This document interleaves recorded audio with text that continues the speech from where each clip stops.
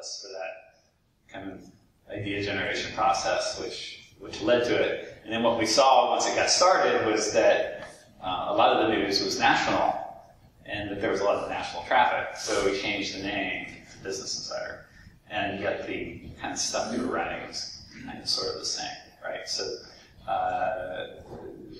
that was one thing from that time period. And specific though to Mongo, what challenges did you see in the technology? Yeah, well, so that same period, right? So I think we started working on MongoDB about 6.5 years ago.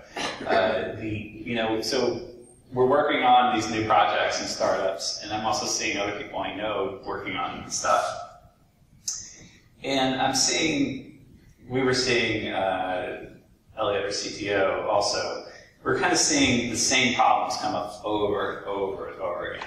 Problems of scaling databases, right? Where you implement. There was lots of workarounds, which were quote unquote best practices that everyone did, but in some ways they were workarounds. Whether they were application or partitioning or caching and so forth. It just felt like there had to be a better way. This was like slowing things down, getting things done as quickly as you needed to. So that's really seeing that and over again saying, there's got to be a better way to solve this problem. And then also, if we can go back in time, 5 or 10 years earlier, DoubleClick was kind of the same thing, right? We really didn't get what we needed from existing databases then either, right? So with MongoDB, I think what we did is really just trying to create kind of the database I wish I had then, right? Something that I would want to use myself, and that's how we came at it. And of course, it's going great. And that was sort of the catalyst. And as you got started, you had a terrific developer community. How did you really nurture that in the early days? Yeah, that's a good question. I think we did a really good job there in some ways, and I think it's hard, because it's sort of like, okay, here's something, download it, MongoDB, you never heard of it, and it's kind of early stage and whatever, you didn't even notice it exists, are we going to try it, and so forth, are you going to like it? So I think there's a few things there. One is, if you kind of want something to propagate without a lot of sales and marketing, I think for some audience it has to be great, right? So if it's good, I'll use it, but I won't tell my friends about it, right? If it's great, I'll use it and I'll tell my friends about it, like who are also perhaps IT people or engineers.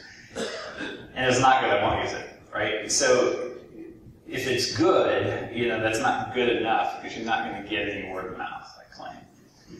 So I think we were successful at creating something that there was a group of developers who they were really excited about it, right? So they would tell their friends about it, and then they would try it too. So that was a big part of it. It's just that the product had that aspect to it. But then part two is you got to go do all the outreach and community stuff. And I think so. We were in the early days. Let's go to every conference we can and just give a talk on MongoDB. And so let's go to PyCon, give a talk on MongoDB. Nobody's ever heard of it before. And let's go to OSCON, give a talk on MongoDB. Nobody's ever heard of it before. Let's go to the RailsConf and just a bunch of those, right?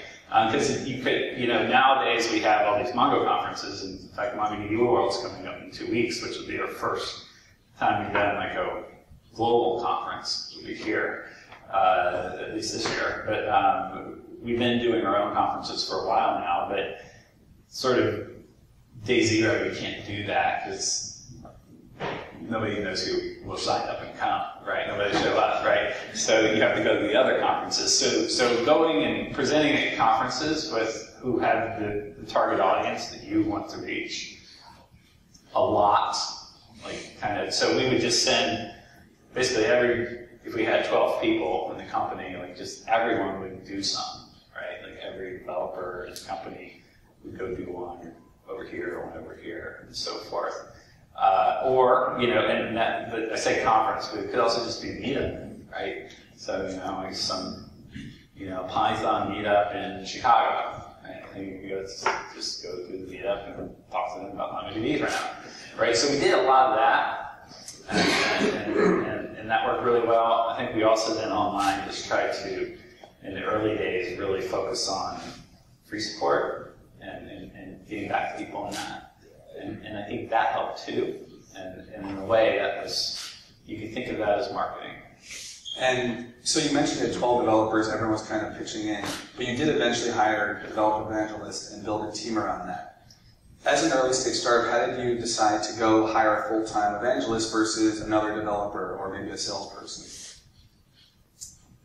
What really worked, well, versus sales, I think it really depends on your go-to-market, right? So this was open source, so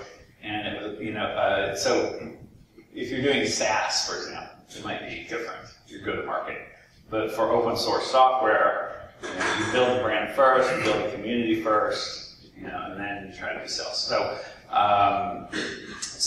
Thus we started there. I think one thing we did that worked well was just that everyone did evangelism. So don't hire somebody to be your evangelist. Just have everyone do it. And at some point we got a little bigger, we had someone, but it was sort of in a way kind of coordinating, right? So the scenario I saw work well for us is when we didn't have someone dedicated to that. It's really just everyone was. And to take another perspective, can you share one or two use cases of Mongo deployments in large corporations that you're really proud of? Yeah, so it's generally used as an operational database, so it's not really on that side of the house. We're building applications and using it as a backing store for modern applications where you have a lot of use cases today where the data shape is different than in the past, right? You got a lot of semi-structured data, object-structured data, polymorphic data, et cetera. So it's good for all of that. So that's a very highly generalized, but it's fundamentally, it's kind of a general purpose tool, so you can do a lot of things with it.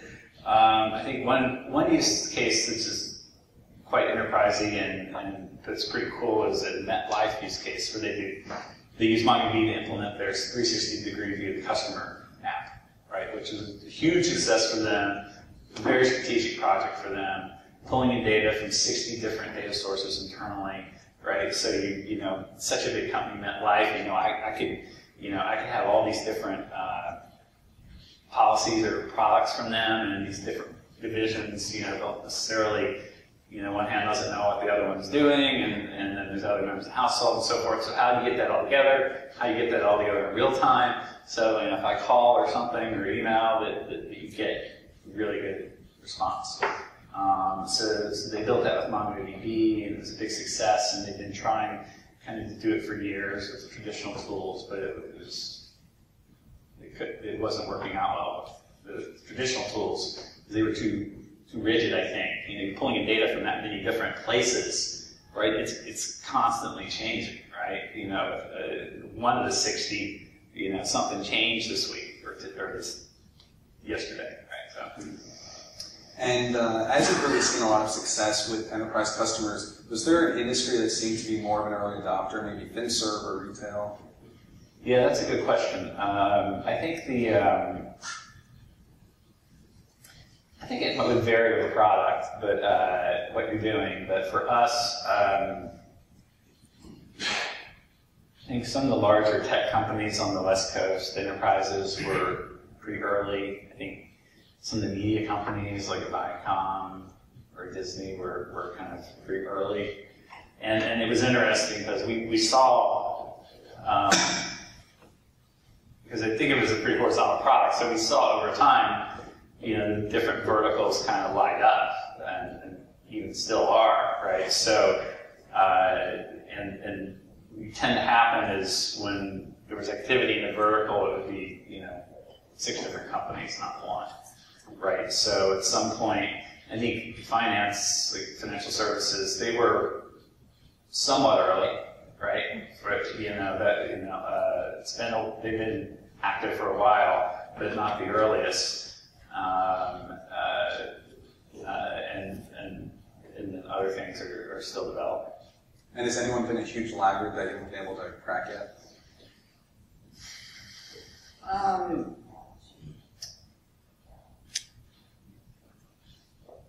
Well, the thing is, because it's open source, there's probably usage I don't even know about, right? So it's a little hard to know. I think maybe like the energy companies, like Exxon, they use the product. I don't know. But my sense, just from the level activity, is that maybe that's not an early adopter. And actually, for something like for that vertical, the product can make a lot of sense because it's really good for Internet of Things use cases, right? We got lots of sensor data, and you want to kind of do stuff with it in real time. And we have customers doing that, like Bosch, for example. So they would have a lot of that. So it would definitely make sense. Nice. And you have over 1 trillion documents now stored in Mongo. So first of all, congrats on that milestone. Can you share some of the top technical challenge that you face as you scale to that size? Yeah, and so that's one cluster. Right, so there was a blog post recently about a user has a cluster and they have 1 trillion documents in it, and there are some very large clusters, kind of order of magnitude 1,000 shard clusters out there. I think a lot of people aren't aware of that, because on the other hand, there's some very small ones, right? Because you can have one server, one shard of MongoDB. Sometimes it's super useful just because it's good for developer productivity. Right, even if the data set's small. So, what are some challenges? I think there's more we can do with scaling. I think the, operation of large clusters is a challenge, and it's something we're working on. So we've written a bunch of software to automate that, which is now in beta, right? So this year will be in GA. So we're going to say, if you've got, I think the MongoDB server is pretty easy to administer, but if you have 400 of them, and then I say upgrade it, it's not so easy, right? It's going to turn into an exercise in scripting or something like that. So this software, you just kind of click and it just upgrades it, right? So that's the goal. So that's one thing that we're working on. It's been a challenge. And then the other thing is concurrency. So like the next release 2.8, the core focus there is to do document level locking, and I think kind of once those 2 things are done, I think kind of it's going to be a pretty big jump. So I've been obsessed with Ben Hart's book, The Hard Thing About Hard Things. Can you share a couple tips with the audience that you've learned the hard way in building and scaling your numerous companies? You must be more of a pessimist than I am. I don't usually think that way. I think don't be incremental would be one thing I kind of learned, maybe a little bit the hard way. That's the main one that comes to mind. I don't think I learned it the hard way, but one thing I definitely learned was that Kevin O'Connor, who worked with in DoubleClick, he was a big proponent of that you can force innovation and force creativity, right? You don't have to be born creative, right? You can just force it. Like say, okay, I'm gonna lock you in a room. Don't come out until you've come up with 10 new ideas for businesses, right? And 12 hours later you come out, and after 3 hours you had 0. But you eventually you can definitely force it, and then over time with practice it becomes more natural and it kind of flows. So looking at New York for a moment, with an emphasis specifically on enterprise tech, how do you categorize where we are today as an ecosystem? I think it's early. I think there isn't a lot of stuff. I think probably a lot of the enterprise startups in New York are in this building. and there's been historically, I think there's been a good amount of vertical tech companies in New York, whether it's ad tech or fintech, right? Hasn't been a lot of horizontal ones. Like I think MongoDB, I think it was kind of more horizontal. So you can do either, but So I think it's great that there is a lot of activity kind of on the cusp of that right now, and I'm really excited about that. And excited. I'm excited about MongoDB just because it is kind of a pure tech company, and it's in New York, independent of kind of just being successful, period, or not. I'm excited about that, because I live here and stay here. So where would you want to see the New York ecosystem in 5 years, specifically, again, just for enterprise, and how can we get there? I think we need like office space and places to work. I did not ask you to say that. So this, I think this is great. Like what you guys are doing is great, just because it puts a little bit of an emphasis on it.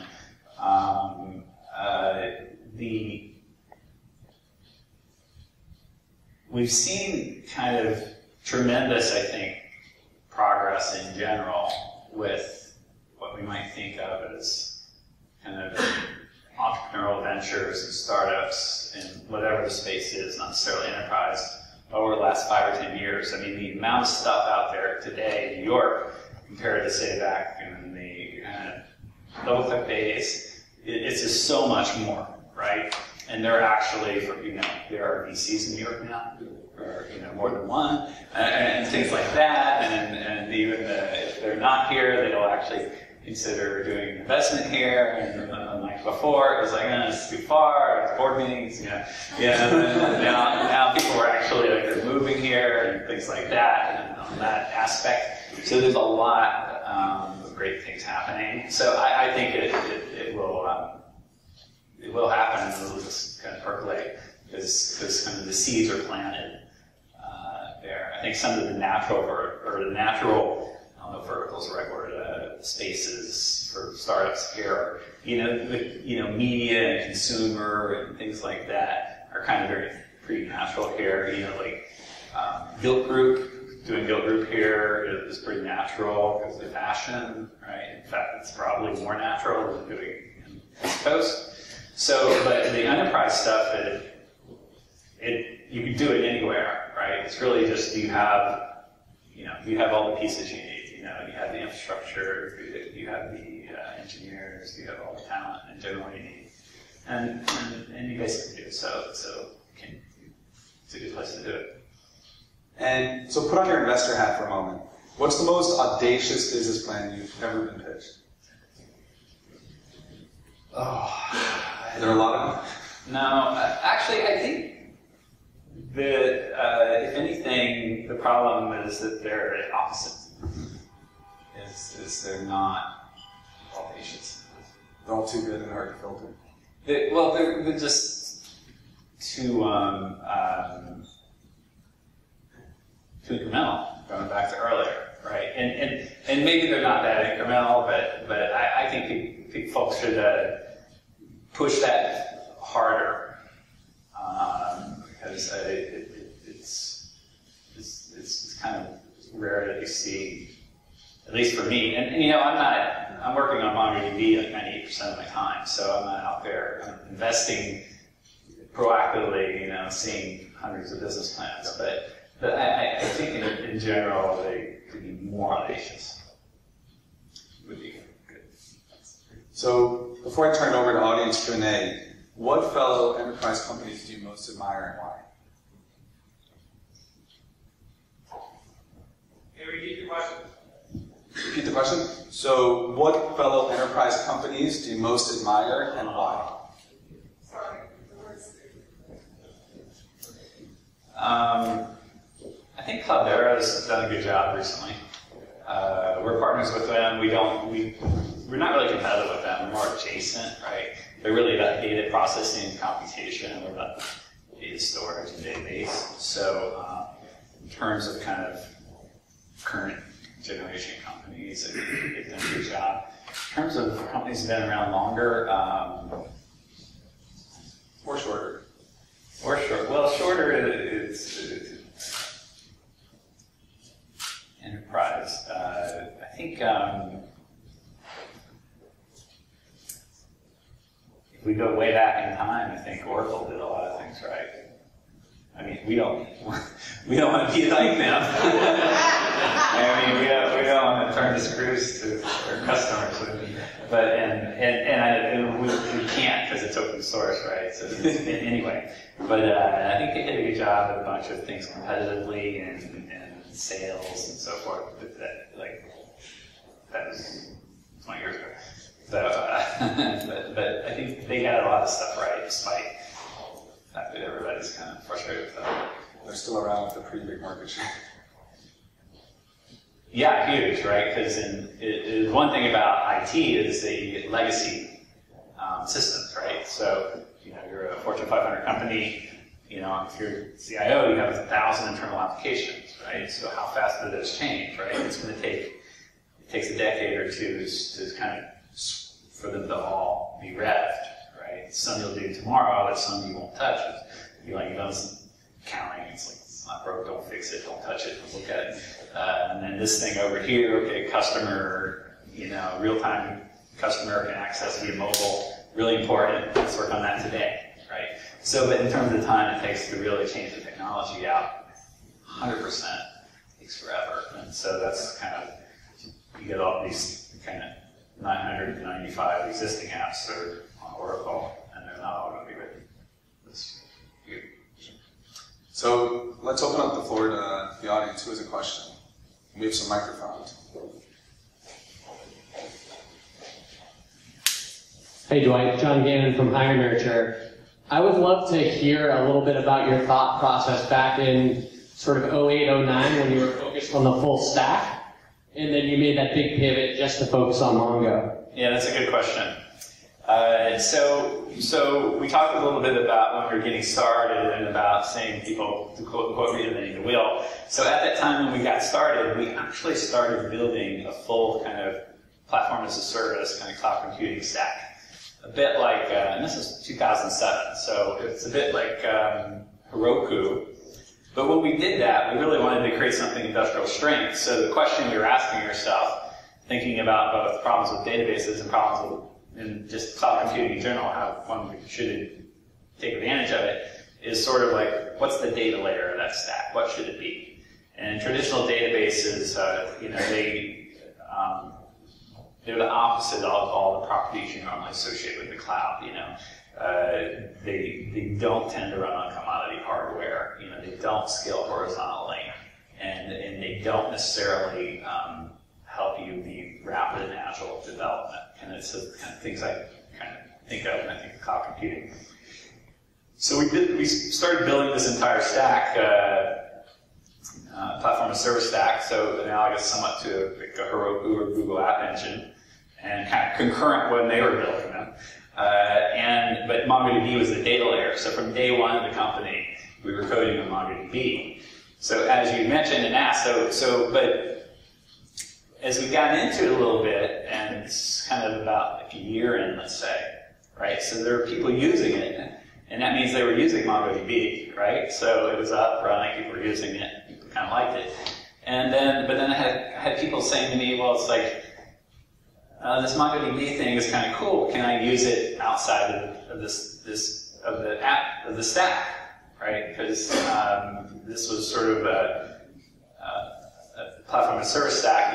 You can only run the app in that environment, which is kind of typical of those. So I got to thinking about it a little bit. It's sort of if I'm a developer or an IT person, it's like a technology choice, like I really want that technology, if it's a building block I'm using to build things, to be something that's run anywhere. And the way we were doing at that point, it wasn't, right? You had to be running in our environment, right? So for example, if a startup was doing some cloud-based Hadoop and their solution is only in the cloud, I would say that's probably fine because Hadoop itself is run anywhere, right? So you're good to go. But if you come up with something that's kind of de novo, and it's not like anything else out there, and I have to write code to it, and my code won't work anywhere else now, right? So this was kind of thinking about at the time. I was also thinking about, looking at, platform as a service, how fast is that going to grow? What is the scope of this problem we're working on? It seems really big. So it really felt like we either needed to work on platform as a service primarily, or the database and not both. It seemed like too much, right? So we made a decision to work on just the database. So it was a pivot, right? So we shut down the platform as a service. We took MongoDB out of it, which existed at the time. And we basically kind of unbundled it and released it to where you could run it anywhere. So when we made that decision, then first thing we were like, okay, we need to write some drivers, right? Because there were no drivers that were outside of our environment. And so it's like the database was available, but we didn't have any drivers for it. So we spent a month writing drivers, and then we released the first standalone release of it and went from there. It's gone very well. But that was a very big decision, because that was a complete 180-degree change in business plan. Even though we were using IP, we were building from day one, right? But the business is like, you imagine you invest in the company, right? And it's like, okay, platform as a service, right? We're gonna, and it's kind of, I give you like the pitch that Heroku gave me back then. And then I come back 6 months later and say, okay, forget that. We're gonna be a database software company, right? And you're gonna be like, huh? Yeah, so that's what happened.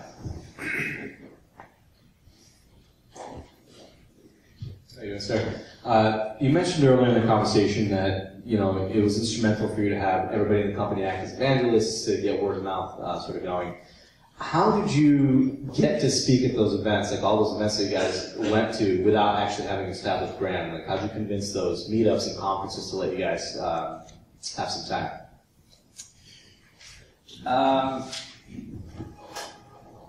We just submitted proposals for talks, and they didn't always take them, but I think at that time there wasn't so much noise that they actually wanted some new talks, right, in some of those cases. Because I think there's actually been points in time later for us where it's been harder to get talks, ironically.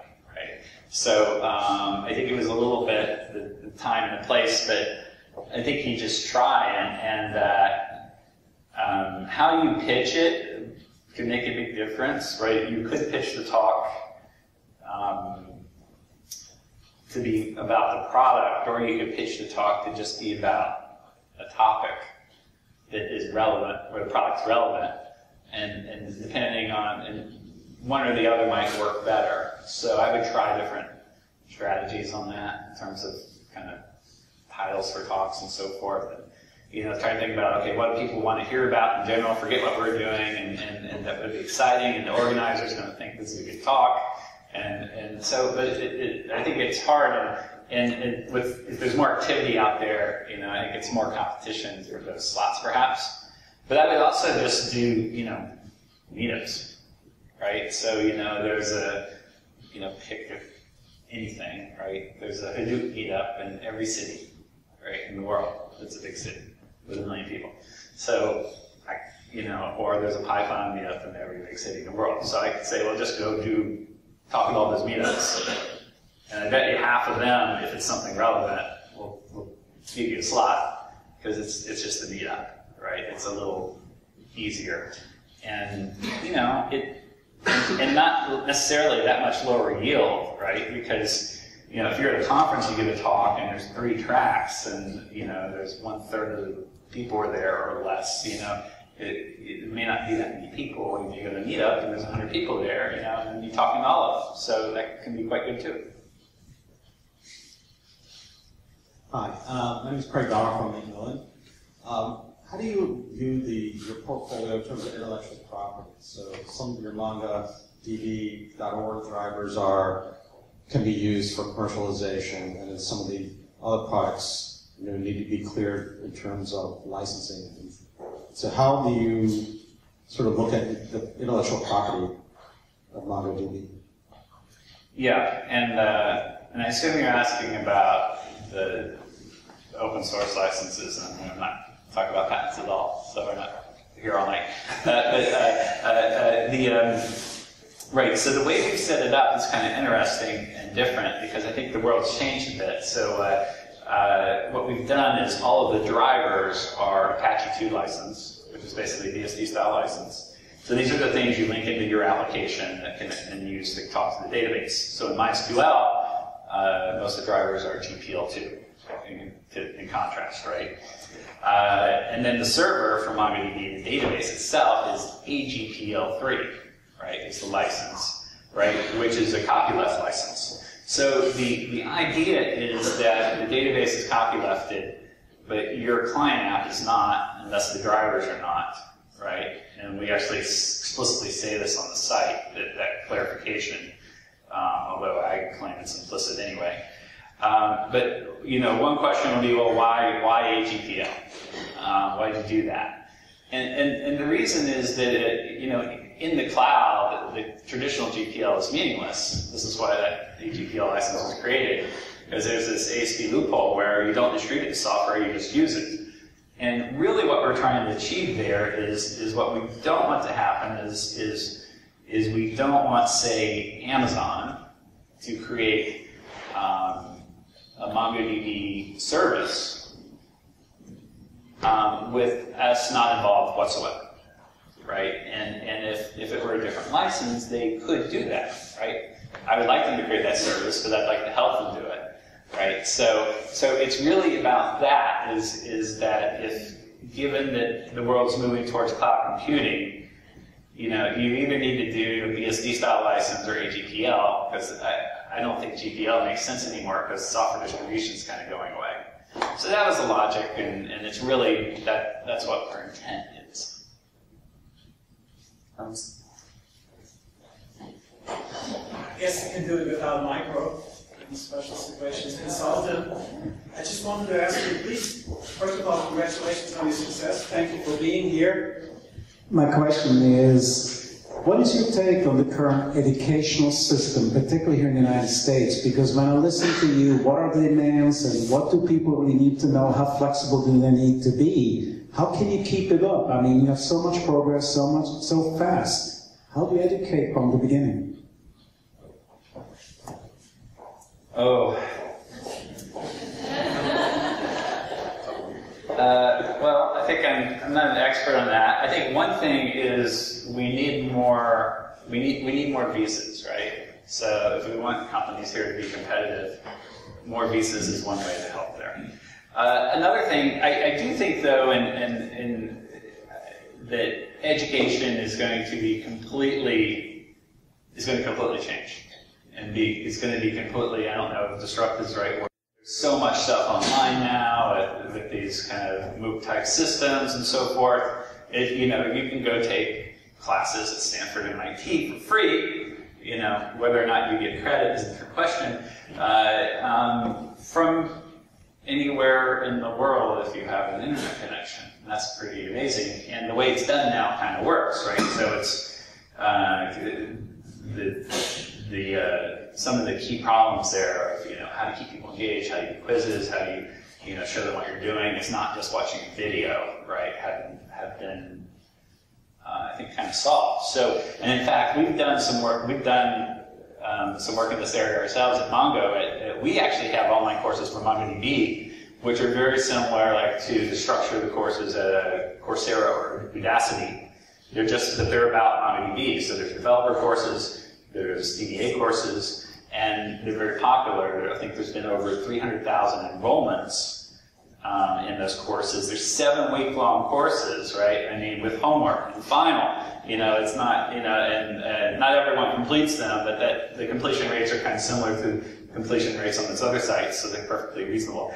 But it's amazing because that's a lot, 300,000. Because this is it's kind of a very specific topic, right? It's not, Western literature or something. So, time for 2 more. I saw someone in the back. Hi. So my question was about, so when you guys first entered the market, right, it was kind of near the start of the NoSQL kind of movement, first mover advantage, all that good stuff. Today, though, we've got an ecosystem of 15, 20 different non-traditional data stores for information, plus traditional data stores like Postgres and Oracle that are building these kinds of capabilities in.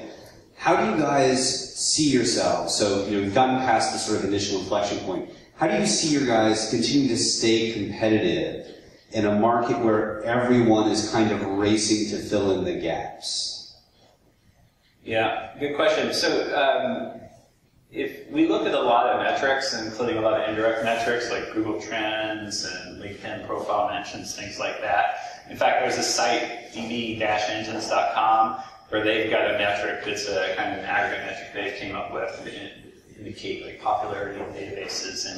And MongoDB is doing very well in their metric. It's like just kind of on the cusp of passing Postgres and way ahead of all the other NoSQL or the new stuff, right? So we tend to see like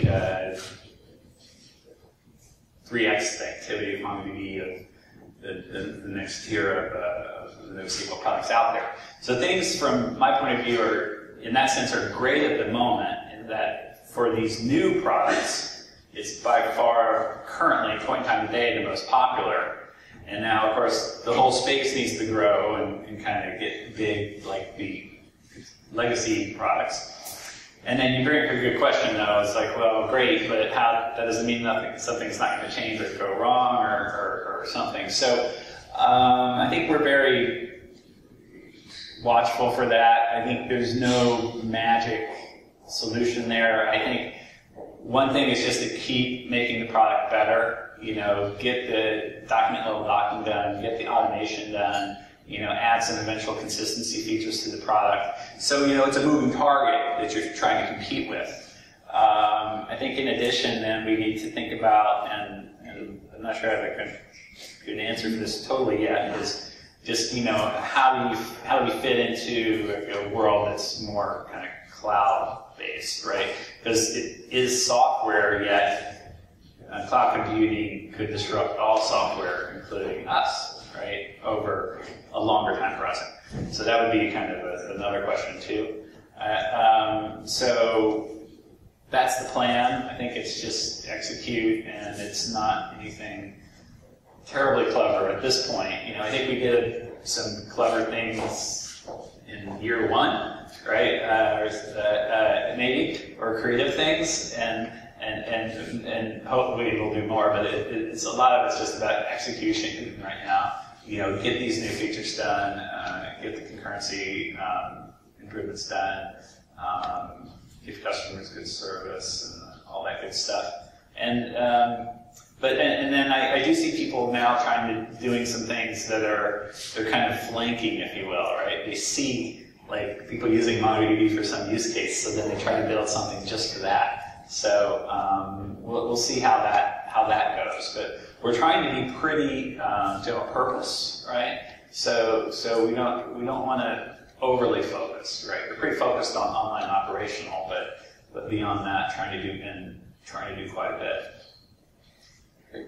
Well, unfortunately, I'm getting the signal that we're out of time. So everyone, let's give a big thank you to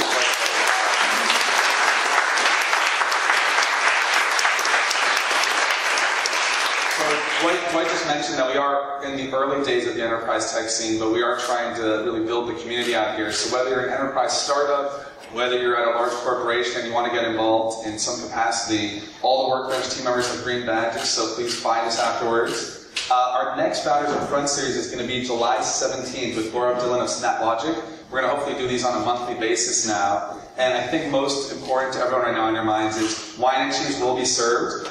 So enjoy yourself. Thank you very much to Silicon Valley Bank and Total Access. And thanks to all of you for coming today.